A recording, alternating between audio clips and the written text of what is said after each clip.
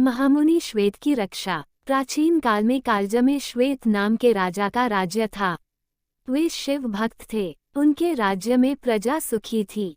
राजा स्वयं सत्यवादी थे। शिव आराधना में ही वे लगे रहते थे। उनकी भक्ति से राज्य में अन्न जल की कमी नहीं थी।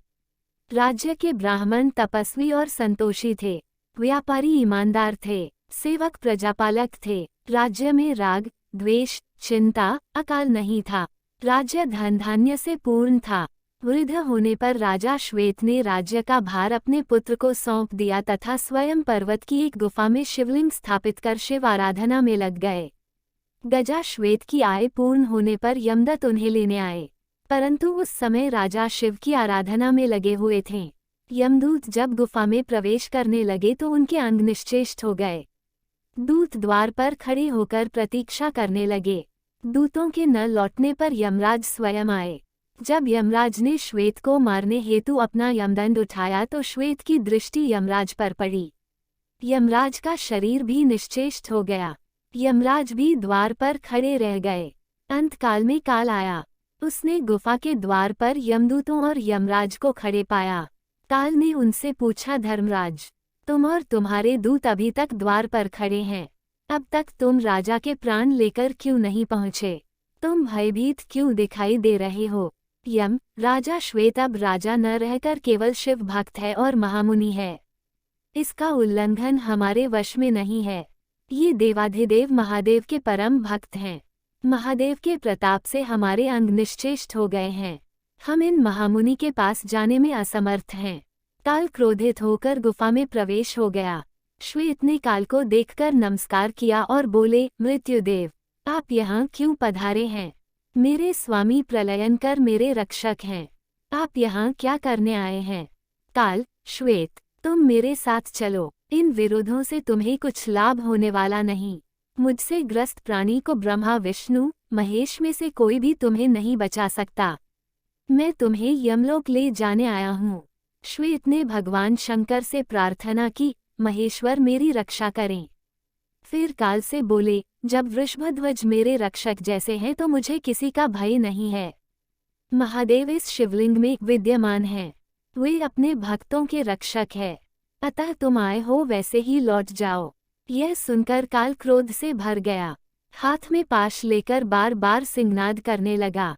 उसने श्वेत को अपने पाश में बांध लिया। देखो, मैंने तुमको अपने पाश में बांध लिया है। रुद्र ने तुम्हारी कोई रक्षा नहीं की। तुम्हारे आराध्य शिव कहाँ चले गए?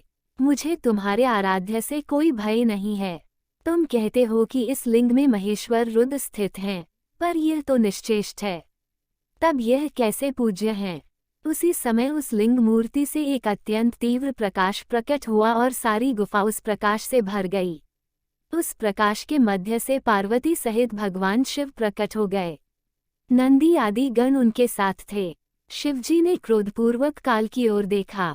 उनकी दृष्टि मात्र से काल अचेत होकर गिर पड़ा। देवता आकाश से पुष्प वर्षा करने लगे और स्तुति करने लगे।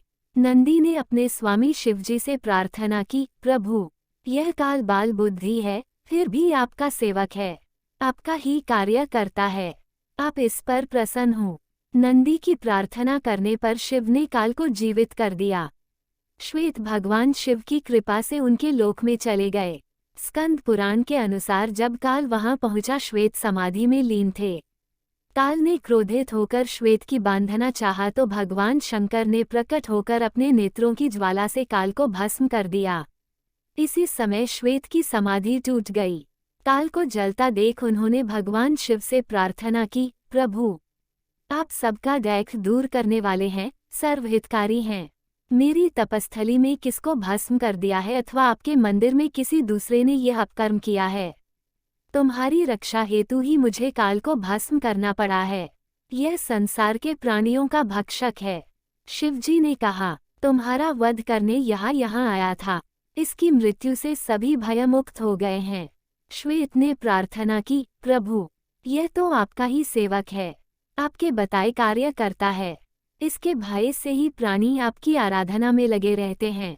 इसका भय नहीं रहेगा तो प्राणी कुमार्गी हो जाएंगे, अतः इसे शीघ्र जीवन प्रदान करें। भगवान शिव ने श्वेत की प्रार्थना कर काल को जीवित कर दिया। काल ने भगवान महेश्वर की स्तुति की। फिर काल श्वेत से बोला, राजन, संपूर्ण लोकों में अजेय मुझे भी तुमने जीत लिया है। अब मैं तुम्हारा अनुगामी हूँ। तुम रुद्र की ओर से मुझे अभय प्रदान करो। श्वेत बोले, भक्त तो विनम्रता की मूर्ति होते हैं। आप तो साक्षात शिव के स्वरूप हैं, सबके पूजनीय हैं।